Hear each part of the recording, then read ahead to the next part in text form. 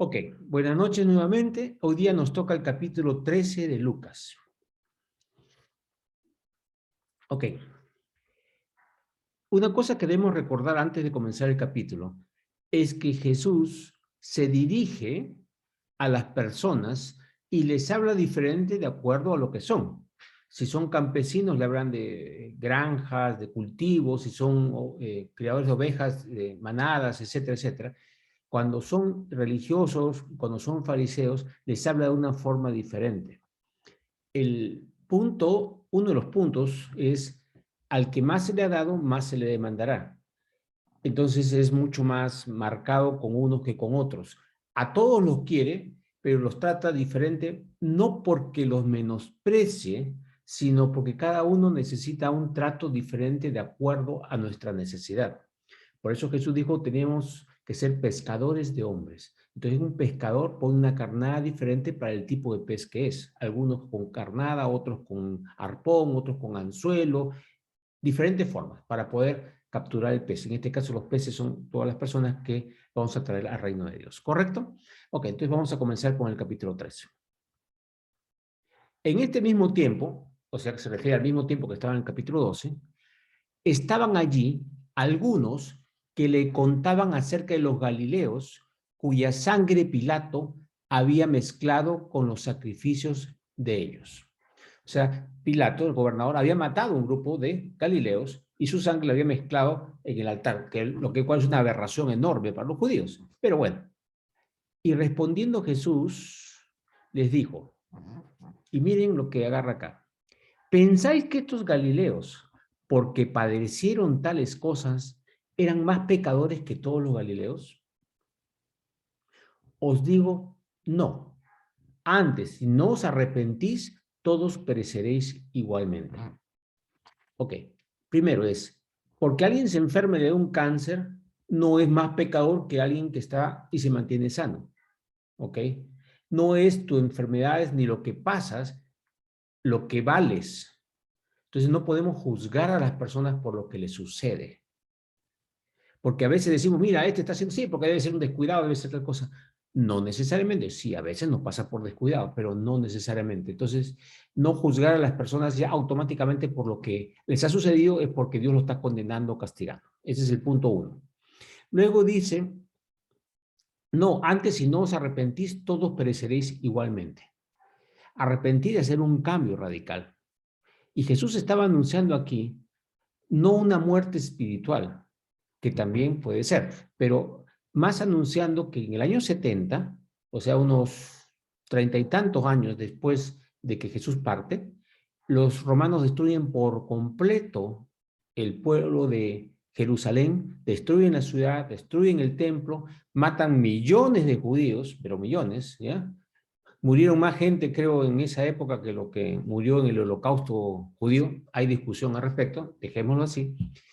Y los erradicó a todos de Israel. Si quedaba alguno, no quedó ninguno en el territorio de Israel. O sea, quedó totalmente sin judíos. ¿Sí? O sea, eso fue el asunto. Los judíos no recibieron a Jesús. Jesús era un Mesías, ¿correcto? Pero no un Mesías que lo llevaba a enfrentarse a Roma. Era un Mesías que lo liberaba de la esclavitud, del pecado, de la esclavitud del mundo para llevarlos al reino de Dios. Pero ¿qué hicieron? No aceptaron. No solamente a Jesús, sino a todos sus seguidores. Y la demostración del Espíritu Santo, la demostración de sanidades, milagros, nada, no les interesaba. Había cumplido todas las profecías, pero no eran como ellos querían que fuera el Mesías. Y no se arrepintieron, en otras palabras, no cambiaron, no giraron, ¿no? No es sentir culpa arrepentirse, no es cambios. Ok. Entonces Jesús ya estaba anunciando eso también acá. Y también, obvio, si no nos arrepentimos, y cuando nos arrepentimos significa nos damos cuenta que estamos fallando, pero queremos hacer como queremos, no nos arrepentimos, entonces también vamos a perecer. Perecer significa que nuestro espíritu no va a nacer de nuevo. No es que vamos a morir, todos vamos a morir físicamente, pero significa el no nacimiento espiritual. Porque Jesús dijo a Nicodemo, es necesario nacer de nuevo para entrar al reino de los cielos. Y nacer de nuevo por medio del sacrificio de Jesús. ¿Ok? Perfecto con ahí. Vamos al versículo 4. O aquellos 18 sobre los cuales cayó la torre en Siloé y los mató, ¿pensáis que eran más culpables que todos los hombres que habitan en Jerusalén? Vuelvo a repetir lo mismo, pero esta vez ya los galileos por si acaso, para ellos eran ciudadanos judíos no de segunda, de tercera categoría, nivel muy inferior. O sea, si eran descendientes de Moisés y de otro, era, pero bueno, pues así, basurita. Lo de Jerusalén, sí, pues eran más importantes para ellos, o sea, como que tenían como castas, ¿sí? Entonces, ocurrió todo un accidente en la Torre de Siloé que se cayó y murieron unos cuantos. Entonces le está diciendo, no, ¿ustedes creen que porque murieron ahí son más pecadores que el resto de Jerusalén? Nada que ver con las circunstancias. Dios ve el corazón realmente, no las circunstancias.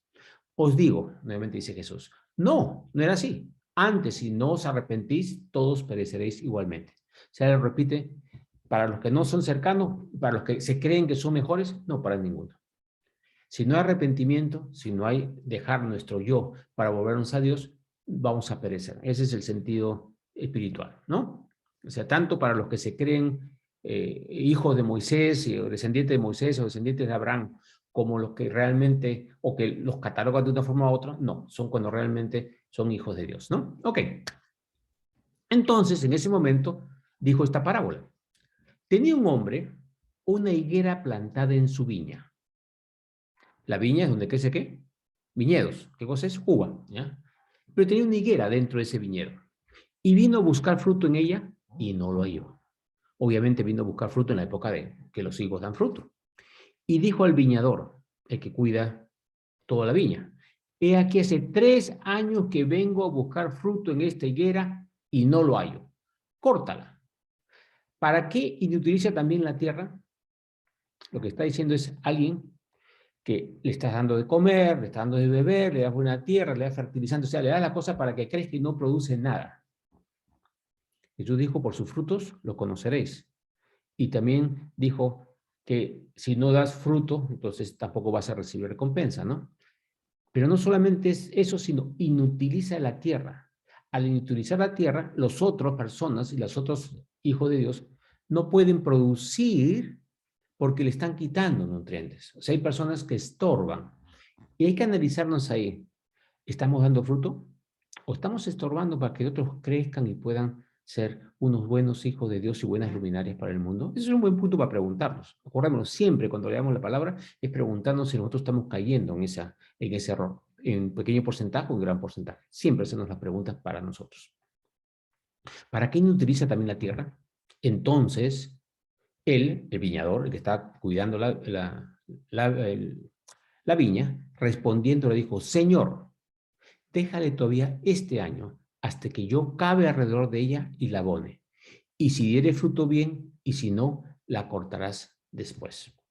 Acá hay 2 formas de ver esto, las 2 son adecuadas. Uno es, como te puedo decir, el viñador, o sea, estamos encargados de cuidar a alguien, cuidar una viña, ¿no?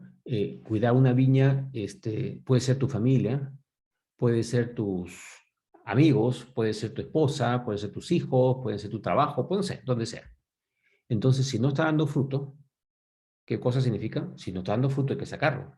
Pero invirtámosles el tiempo, cabemos alrededor, abonemos, hagamos nuestro esfuerzo para que ese árbol pueda producir. Y ya si no produce, es como decir, ya pues déjalo, ¿no? Y a veces tenemos que hacer eso. Es duro, por si acaso. Yo me acuerdo de personas en que he estado administrando por años y años y no pasaba nada. Pues, y finalmente dije, bueno, Señor, ya lo tienes, está en tus manos. Algunos, llegaba otra persona y lo fertilizaba y crecían, y otros nunca crecieron. Pero lo que nosotros tenemos que hacer es hacer nuestra parte mientras el Señor nos muestra que lo hagamos. Y una vez que se acabe ese tiempo, tenemos que dejarlo también. Porque imagínate, si tienes un grupito de personas que no crecen, y le dedicas tiempo y tiempo y tiempo y tiempo, y hay otras personas que están dispuestas a recibir y no reciben porque estás, ¿cómo se dice? Inutilizando también la tierra. O sea, no le dedican el tiempo a los que van a crecer. O sea, hay un balance. No es que apenas te dicen que no abandonarlos, no, siempre con el Espíritu Santo orando para hacerlo lo adecuado, ¿ok? Y si eres bien, fruto bien, y si no, la cortarás después, ¿ok? Es una actitud. O sea, nosotros tenemos que tener ese espíritu de viñador. Lo que tenemos en nuestro campo, tenemos que tratar de que salga fruto, hacer lo mejor de nosotros. Obviamente, no indefinidamente, sino con un tiempo prudencial que nos tiene que dar el Señor. ¿Ok? 10. Enseñaba Jesús en una sinagoga en el día de reposo, o sea, día sábado. Y había allí una mujer que desde hace 18 años tenía espíritu de enfermedad y andaba encorvada, torcida, y en ninguna manera se podía enderezar. ¿Se la imaginan con la columna toda hecha un puré? Cuando Jesús la vio, o sea, la vio, la llamó, la miró y dijo, ven. Y le dijo, mujer, eres libre de tu enfermedad. Y puso la mano sobre ella. Y ella se enderezó luego. Luego significa inmediatamente, por si acaso. Cada vez que vean luego es al toque, ¿ya? Y ella se enderezó luego y glorificaba a Dios. O sea, ¿qué hizo Jesús? Ven, eres libre de tu enfermedad, y le puso las manos. Jesús no siempre ponía las manos, pero con mucha frecuencia lo hacía. Y nos dijo que estas señales seguirían lo que creen, pondrían manos a los enfermos y sanarían. Declaró la sanidad y puso las manos. ¿Por qué lo hizo? Por misericordia pura. ¿La conocía la mujer? ¿Sabía si era pecadora o no era pecadora? ¿Por qué estaba pasando eso? No. Vio la necesidad y se conmueve. Empatía. Y esa empatía inmediatamente la lleva ¿a qué? A proclamar su sanidad. Derramar sobre ella sanidad. Inmediatamente. Y ese debe ser nuestro corazón. Cada vez que vemos a alguien enfermo. Claro, acá dices, te dio compasión porque era una persona mayor, pobrecita, todo dobladita. Eso es porque viste ese cuerpo. Hay gente que está con el espíritu así encorvado. Y el espíritu encorvado produce para nosotros una apariencia muy fea, que nos repele. Puede ser agresividad, puede ser celos, puede ser violencia, lo que sea. Pero ese es un espíritu encorvado. ¿Sí? Nosotros deberíamos ver eso e inmediatamente sentir esa necesidad de sacar de esa persona esa enfermedad. O sea, actuar de la misma forma. Ese es el espíritu del amor de Dios. ¿Sí? 13. Puso la mano sobre ella y ella se enderezó luego y glorificaba a Dios. 14. Pero el principal de la sinagoga, enojado de que Jesús hubiese sanado en el día de reposo, dijo a la gente, 6 días hay en que se debe trabajar. En estos pues venid y sed sanados, y no en día de reposo. Ok. Fíjense, los sacerdotes, el día de reposo, igual que cualquier día, tenían un sacrificio obligatorio, que era en la mañana cuando salía el sol, sacrificaban un animalito, y en la noche al ponerse el sol, sacrificaban otro animal, y lo quemaban en sacrificio para Dios, para el perdón de los pecados. Y Jesús cuando muere es ese sacrificio. Ese sacrificio se llama el continuo sacrificio. ¿Se hacía cuándo? Todos los días sin excepción. Pero de domingo a viernes había otros sacrificios que se presentaban. La gente venía con bueyes, con esto, presentando sacrificios y que cosa de los ritos que se hacían. Pero el sábado solamente se hacía el continuo sacrificio, o sea, el de la mañana temprano y el de la noche. Eso era el trabajo de los sacerdotes, ¿ok? El trabajo de los sacerdotes. Si estaba prohibido trabajar, porque hacían sacrificio el día sábado. Otro trabajo de los sacerdotes era hacer la circuncisión. Y que todos los niños debían al 8º día de nacimiento hacerse la circuncisión. Y si les tocaba día sábado, se lo circuncidaban el día sábado. ¿Ok? Entonces, ellos trabajaban. Más cosas, no contaré más detalles más, pero trabajaban. Entonces decía, no se debe trabajar en el día de reposo, 6 días hay que se debe trabajar. Entonces, eran tan cuadraditos que veían la sanidad como un trabajo. ¿Se imaginan? O usted dice, oye, pero él no estaba trabajando. Jesús estaba amando, estaba impartiendo la palabra, la oración, el Espíritu Santo. Eso no era trabajo, ¿no es cierto? A los ojos nuestros, como lo vemos ahora. Pero miren cómo puedes estar tan ciego que ves así. Ok. Entonces, el dijo a la gente, 6 días hay en que se debe trabajar. En estos, pues, venid y sed sanados. No en día de reposo. Pues si en el día de reposo hacen el sacrificio para perdón de los pecados, para limpieza del mundo espiritual, ¿cómo no iba a sanar a una persona? ¿Correcto? 15. Entonces el Señor, nuestro Jesús, le respondió, dijo, hipócrita. Hipócrita. Pero se lo dijo en otra parte que es más intensa, que vamos a hablar ahora. Cada uno de vosotros no desata en el día de reposo su buey, su asno del pesebre y lo lleva a beber. Ah. Y a esta hija de Abraham, que Satanás había atado 18 años, ¿no se le debía desatar de esta ligadura en el día de reposo? Al decir él estas cosas, se avergonzaban todos sus adversarios, pero todo el pueblo se regocijaba por todas las cosas gloriosas hechas por él. Ok, entonces nuevamente hay que tener mucho cuidado con nuestro espíritu religioso, nuestro espíritu que tiene ciertas cosas tabuladas, como deben ser. Lo más importante que es el amor y la misericordia, ¿correcto? Que es lo que Jesús dijo que había que hacer. Entonces, seguimos. 18. Y dijo, ¿a qué es semejante el reino de Dios? ¿Y con qué lo compararé? Y dijo, es semejante al grano de mostaza que un hombre tomó, sembró en su huerto y creció, y se hizo árbol grande, y las aves del cielo anidaron en sus ramas. En otro evangelio, esta parábola la cuenta mucho más extensa.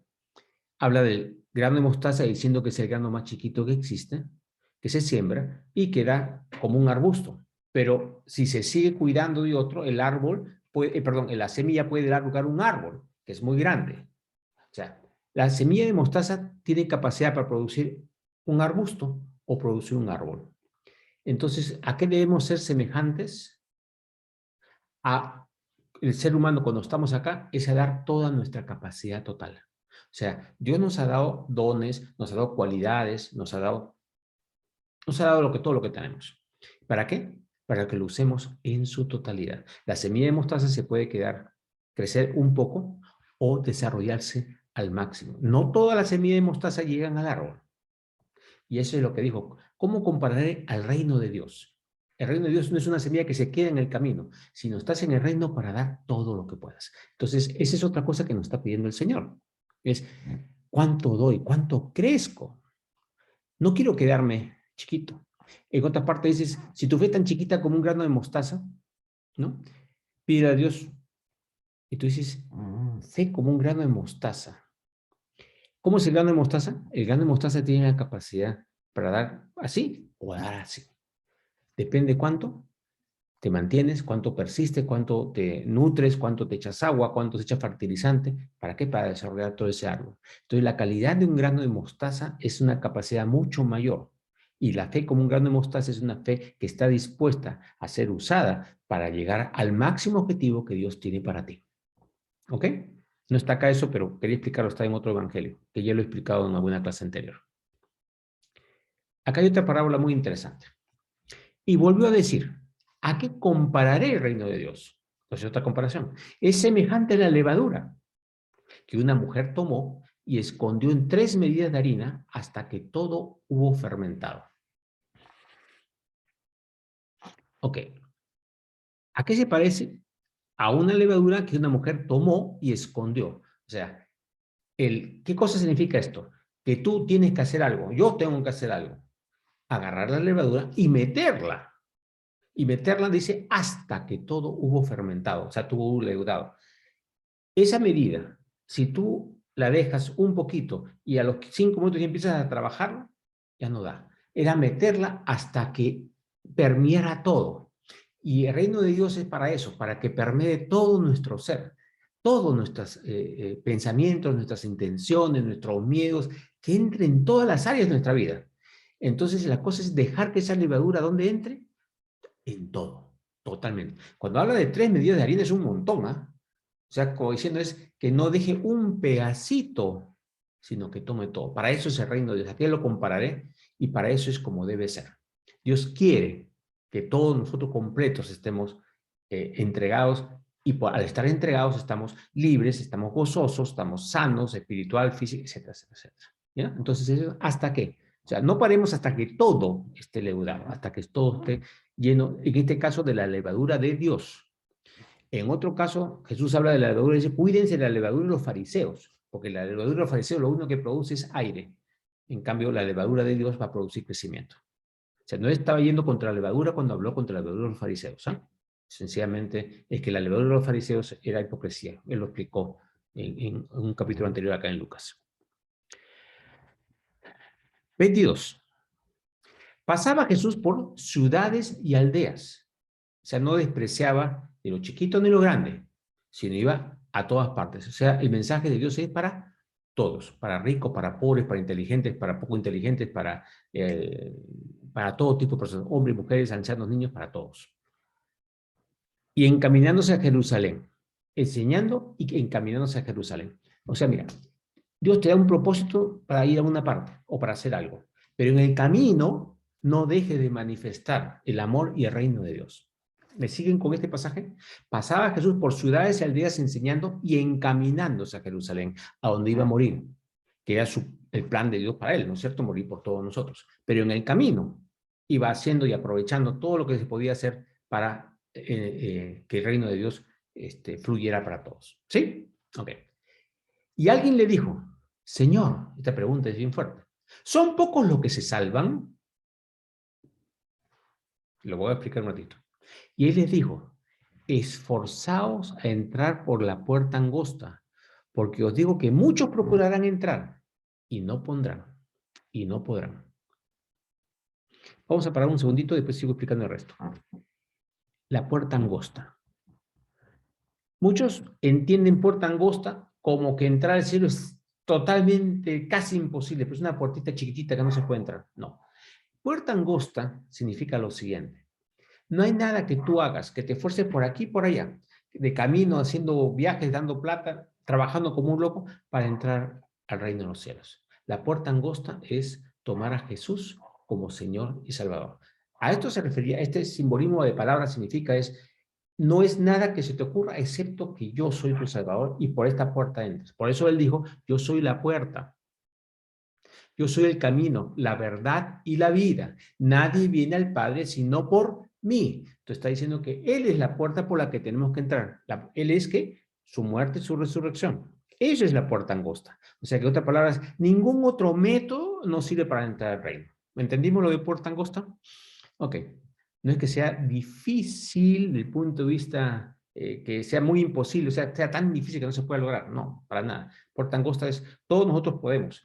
Pero hay una puerta para nosotros y todas las otras posibilidades. Esa es la puerta, la que Dios nos dio para entrar. ¿Ok? Porque os digo que muchos procurarán entrar. Hay gente que está haciendo sacrificios, oraciones, se pone de cuclillas, hace respiraciones, mantras, y no va a entrar al reino. Al menos en este periodo de tiempo. Donde estamos acá, antes de la venida de Jesús, no va a funcionar, porque Jesús puso bien claro, solamente por intermedio de él. Y no hay otra puerta, ¿sí?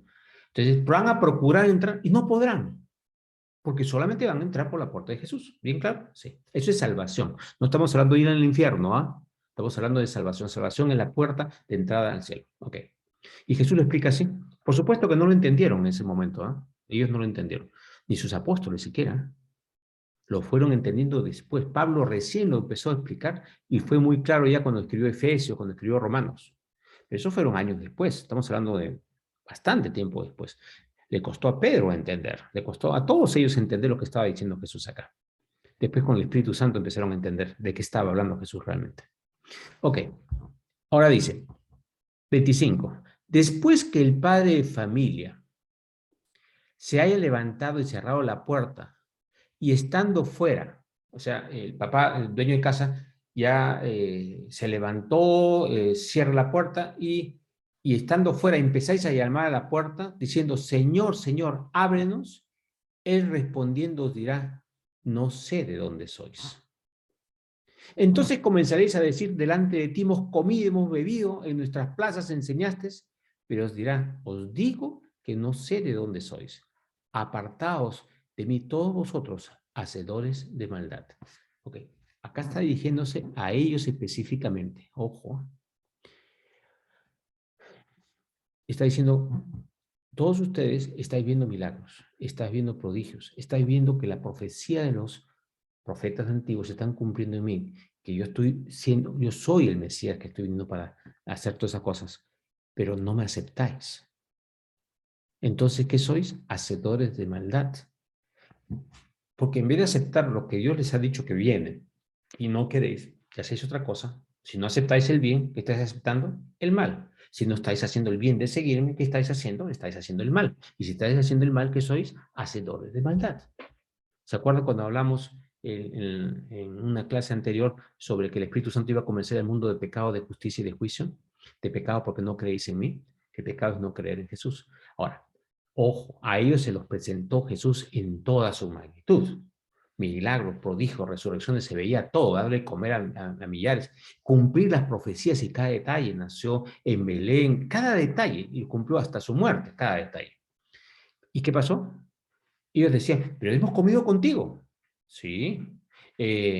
Tú has enseñado en mi casa. Puedes enseñar lo que quieras. Pero dice, yo no te conozco. No sé dónde sois. ¿Qué cosa es conocer? Tener relación íntima con Dios. ¿Se acuerdan cuando la palabra conocer conoció a Adán y a Eva y quedó embarazada de Caín y quedó embarazada de Abel? Conocer es relación íntima. No significa sexo, por si acaso, es relación íntima. Y en relación íntima, también tú conoces a Dios cuando tienes una relación íntima con Dios. Y Él te conoce a ti porque tienes una relación íntima con Él. ¿Y cómo lo conocemos? A través de la muerte de Jesús en nosotros, ya somos hijos del Padre. Entonces ya nos conocemos, somos familia, tenemos una relación íntima. A eso se refiere. No os conozco, no sé de dónde sois. Apartados de mí, hacedores de maldad, porque no aceptáis. Bien. Y eso se lo dijo más que a ellos. Ahora, a nosotros, según lo que nos han presentado a Dios, es diferente. Pero si nos han presentado bien y no lo queremos, ya estamos hablando que somos hacedores de maldad, ¿no? Pero estas palabras eran más dirigidas, aunque dirigidas a todos, eran más dirigidas a los que estaban viendo eso en Jesús. Ok. 28. Apartados de mí todos vosotros hacedores de maldad, allí será el llanto y el crujir de dientes. Cuando veáis a Abraham, a Isaac, a Jacob y a todos los profetas en el reino de Dios y vosotros estéis excluidos. Ahí está hablando a ellos. Están viendo las señales. Están viendo mucho más de lo que vio Abraham. Abraham, ¿qué cosa vio comparado con lo que vieron los que estaban ahí con Jesús? Cuando Dios le dice que vaya, le dijo, ven, sígueme. Y lo vio poquitas, unas cuantitas veces. ¿Acaso vio más milagros? Sí, vio algunos, pero tantos milagros como vieron ellos, no, para nada. Pero confió en Dios y lo aceptó inmediatamente. Es una diferencia enorme. Vosotros estáis excluidos. ¿Por qué? Porque no han aceptado a Jesús como su Salvador, ¿no? Ok. 29. Porque vendrán, y eso está hablando ahora de nosotros, porque vendrán del oriente, del occidente, del norte y del sur y se sentarán a la mesa en el reino de Dios. Ahí estamos llamados nosotros, por la gracia de Dios. Nos vamos a sentar a la mesa en el reino de Dios. A la mesa también en la cena de las bodas del Cordero. Así se llama cena de la boda de los Corderos. O sea, en la cena que hay, una mesa, ¿no? La boda del Cordero, ¿quién se casa? La iglesia. ¿Con quién? Con el Cordero, que es Jesús. Ya. Esos se sentarán a la mesa en el reino de Dios. Y aquí, y es una cosa, hay postreros que serán primeros y primeros que serán postreros. Significa que el orden de, digamos, de reconocimiento en el reino espiritual no depende si tú has estado 40 años con el Señor, si tú lo conociste al Señor hace 1000 años, ahorita, no. No tiene nada que ver con el momento que lo conociste, sino tiene que ver con tu corazón, con cuánto lo aceptas y cuánto le crees y cuánto haces lo que es agradable delante de él. En tu medida específica. Si tú eres como repito, un cantante con una voz impresionante y cantas y asombras a la gente con tu voz, la gente te escucha alabar a Dios y te escuchan pues miles de personas y tú desentonas y te escuchan dos, por favor, no tiene nada que ver porque, no porque él es 1000 y tú eres dos, pero te esforzaste con tu vocecita, lograste traer pues 2 o 5. El otro tiene una voz impresionante que atrae a la gente. Entonces, no se mide por eso, se mide por el corazón, ¿no? No por los números que logras, sino por la intención de tu corazón. Y eso es bien claro el Señor. Unos serán primeros y otros serán posteros. Y ya estamos acabando el día de hoy. Dice 31. Aquel mismo día llegaron unos fariseos diciendo, sal y vete de aquí porque Herodes te quiere matar. Le estaban diciendo que el rey Herodes, este no es Herodes en la época que nació Jesús, sino Herodes su hijo. Este es Herodes Antipas. Este es el que le cortó la cabeza a Juan el Bautista, ¿no? Ok. Y Jesús le dijo, id y decid a aquella zorra, he aquí hecho fuera demonios y hago curaciones hoy y mañana y al tercer día termino mi obra. Acá hay mucha discusión sobre estas palabritas. Vamos primero, lo de zorra. Jesús mencionó que algunas personas eran como perros o como animales un poco despreciables, como chanchos, como cerdos, como diciendo que tenían mucha suciedad en ellos. No que el animal sea sucio, pero la forma de hablar en ese momento, para el lenguaje de ese pueblo era así. Algunos dicen, no está demostrado, que estaba diciendo de zorra a la esposa de Herodes, que era la que promovía las cosas, que odiaba a Herodes y que fue, perdón, que odiaba a Juan el Bautista y que quería, hizo todas las cosas detrás y que podía estar detrás de esto. Es posible, no sabemos, o se dijo zorra a él mismo. Hay discusión, puede ser cualquiera de las dos cosas. Pero le dice, esto es importante, he aquí echo fuera demonios y hago curaciones hoy y mañana, y al tercer día termino mi obra. Eso también hay mucha discusión al respecto. Jesús habla de que va a estar hoy y mañana, que echando fuera demonios, curando, y al tercer día, un día más para hacer su obra. Como diciendo, voy a trabajar 3 días. Algunos dicen que este es el simbolismo de los 3 días que va a pasar Jesús en la tumba y que va a estar curando los espíritus cautivos a los que va a predicar. También es una posibilidad. Y ahí resucita, y al resucitar termina su obra. Él muere en la cruz y resucita. La obra completa se termina en la resurrección. ¿No es cierto? Entonces es la muerte y resurrección de Cristo. También hay discusión al respecto, pero cualquiera de ellas, el punto es que le está avisando a Herodes o a la zorra, cualquiera de los dos, y podría estar hablando de su resurrección. No lo tenemos muy seguro ahí, pero fue cosas que dijo. No tenemos muy claro eso. 33. Sin embargo, es necesario que hoy y mañana y pasado mañana siga mi camino, porque no es posible que un profeta muera fuera de Jerusalén. Está hablando nuevamente de 3 días, que puede ser el simbolismo de su muerte y resurrección. Pero el punto importante aquí es hoy, mañana y pasado mañana. O sea, continuamente debo seguir mi camino. O sea, no paremos. Lo que Dios nos muestra, no paremos, no nos rindamos. A veces nos desanimamos, ¿no? Lo que tenía por delante Jesús era un sacrificio, ¿no es cierto? Una cosa difícil. Pero dijo, y estoy caminando hacia Jerusalén, porque no es posible que un profeta muera fuera de Jerusalén. Como soy profeta, voy a morir en Jerusalén, porque tengo que cumplir las profecías. Las profecías eran esas, que iba a morir, ¿no? Que iba a ser muerto. Entonces, él va al camino que Dios le ha mostrado. Está haciendo su trabajo, sigue curando, sigue sanando, sigue haciendo, pero en el camino que le ha mostrado. Nuevamente, como vimos en un versículo anterior, ¿se acuerdan? En camino a Jerusalén, esto vuelve a repetir lo mismo. No perdamos de vista la misión que Dios nos ha dado. ¿Cuál es la misión? Que ya lo hemos recibido. ¿Cuál es la misión? Que llevemos a otras personas al reino de Dios. Uno, y nosotros crezcamos para que brillemos y seamos su luz. ¿Para qué? Para que la gente vea la luz, glorifique a Dios y quiera entrar a su reino. Ese es, en resumen, el objetivo. Para todos, sin excepción. No para los pastores, no para los maestros, no. Todo cristiano tiene esa misión. Para eso somos discípulos de Cristo. 34. Y exclama, Jerusalén, Jerusalén, que matas a los profetas y apedreas a los que te son enviados. Jerusalén no está refiriéndose a la ciudad física, ¿no es cierto? Sino a los que vivían en Jerusalén. En Jerusalén, los religiosos mataron a los profetas en el momento que ellos estaban predicando. No aceptaban la profecía. Las profecías fueron aceptadas después de muchos de ellos de su muerte. Los reyes los metieron en cárcel, los apedrearon, ahorcaron, hicieron de todo con los profetas. Pero alguien copió eso y luego se vio cómo esas profecías se cumplían y fueron libros respetados. Pero en el momento no lo recibieron. Por eso dice Jerusalén, Jerusalén, que matas a los profetas y apedreas a los que te son enviados. Y encima cumplieron con Esteban, el primer mártir de la iglesia cristiana, que fue apedreado en Jerusalén también. Y dice Jesús acá, cuántas veces quise juntar a tus hijos, como la gallina sus polluelos debajo de sus alas, y no quisiste. O sea, está diciendo Dios, yo siempre quise curarlos, siempre quise traerlos a mis reinos, siempre mi corazón ha estado de poder ayudarlos. Y ese es el corazón de Dios para nosotros. El Dios siempre quiere protegernos, quiere cuidarnos, quiere que salgamos de nuestros errores, de nuestras mentiras, de nuestras equivocaciones, nuestros pecados. Quiere protegernos, Él quiere, Él está con la intención de hacerlo siempre. ¿Lo dejamos? Y eso es lo que está diciendo acá. Y no quisiste. He aquí, vuestra casa os es dejada desierta.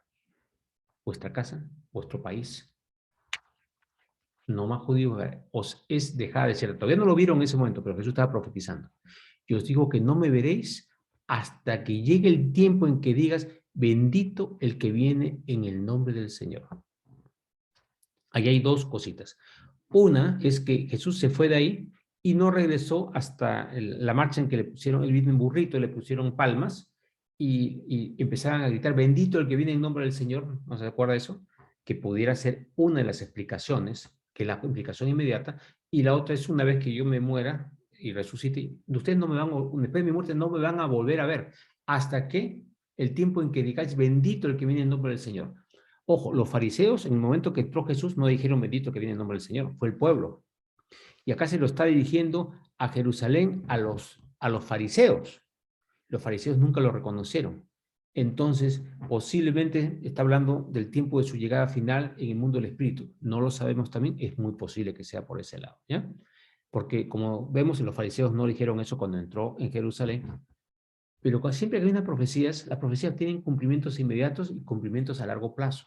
Muchas, no todas, pero muchas de ellas tienen ese doble cumplimiento, un cumplimiento cercano y un cumplimiento a largo plazo. Entonces, ese es lo que parecía que va a pasar. Pero bueno, los fariseos no lo aceptaron, todo Israel fue devastado y no quedó nada, y su casa quedó desierta, como Jesús había profetizado en el Evangelio de Lucas. Y ojo, que este evangelio se escribió antes de la destrucción de Jerusalén. ¿Eh? Si no me equivoco, sí, se escribió antes de que Jerusalén fuera destruida. ¿Ya? Más o menos en el año 60, entre 50 y 60 después de Cristo, y Jerusalén fue destruida al 70. O sea, también estaba anunciando eso. Ok, gracias, Señor. Te damos gracias por tu palabra y te pido que ahora, el tiempo que tengamos después, podamos realmente reconocerte y profundizar en lo que hemos compartido hoy día. En el nombre de Jesús. Amén. Ok. Ah, entró también Erika y entró J. Fran. Ok. Preguntas, comentarios. Hoy día sí tenemos 10, 15 minutos tranquilos. Sí. Ya. En una de las parábolas en la que dice el Señor o el dueño cerró las puertas, entonces lo que da a entender es que obviamente que Dios no va a dejar entrar a aquellos que no lo han reconocido como su Salvador, ¿correcto? Correcto. Ya. Después otra pregunta. ¿Salomé fue la esposa de Herodes? Fue la hija de la esposa de Herodes. La esposa de Herodes se llamaba Herodías. Ya. Y Salomé es la que hace que le corten la cabeza a Juan Salomé es la que Bautista. bailó y por el baile le prometió lo que sea, fue donde su madre le dijo, pide la cabeza de Juan el Bautista, y Salomé le pidió la cabeza de Juan el Bautista a Herodes, y Herodes cumplió su palabra y lo mató. Ya no estoy grabando. Pero Salomé no era hija de Herodes, era hija de la esposa entonces. Así es. Posiblemente Salomé, ok, Herodías era la esposa de su hermano, de él. Él le quitó la esposa a su hermano. Oh, okay. Por eso Juan el Bautista decía que tú no puedes estar con ella porque es la esposa de tu hermano. Entonces Salomé es 99%. La sobrina. Es la sobrina, sí. Está bien. No lo dice así la Biblia, lo que dice que era Herodías era esposa de su hermano, sí lo dice. Que Salomé era su sobrina, no lo menciona. Es una deducción nada más. ¿Otra pregunta?